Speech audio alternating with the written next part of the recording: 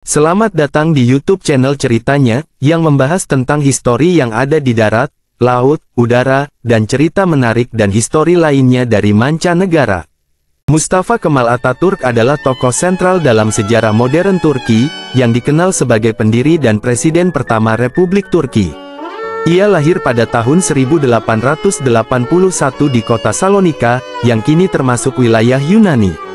Atatürk dibesarkan dalam keluarga kelas menengah dan menempuh pendidikan militer yang membentuk dasar kepemimpinannya.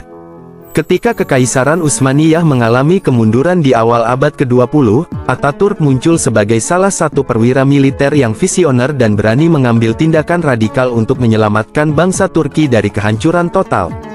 Perjuangan Atatürk semakin menonjol saat Perang Dunia I, terutama dalam pertempuran Gallipoli tahun 1915, di mana ia memimpin pasukan Utsmaniyah melawan sekutu dan berhasil meraih kemenangan yang meningkatkan reputasinya secara nasional. Namun, setelah perang usai, Kekaisaran Utsmaniyah runtuh, dan wilayah Turki terancam diduduki oleh negara-negara barat berdasarkan perjanjian Sevres. Dalam situasi genting ini, Atatürk memimpin gerakan perlawanan nasional dengan membentuk Majelis Nasional Agung di Ankara pada tahun 1920, yang menjadi pusat pemerintahan baru. Melalui Perang Kemerdekaan Turki tahun 1919 sampai tahun 1923, Atatürk dan pasukannya berhasil mengusir kekuatan asing dan membatalkan ketentuan perjanjian Sevres melalui kemenangan diplomatik dan militer yang akhirnya menghasilkan perjanjian Lausanne pada tahun 1923. Dengan berakhirnya perang, ia memproklamasikan berdirinya Republik Turki pada tanggal 29 Oktober tahun 1923 dan secara resmi menghapus sistem kekaisaran. Atatürk kemudian diangkat sebagai presiden pertama Turki, dan memulai serangkaian reformasi besar-besaran untuk memodernisasi negaranya.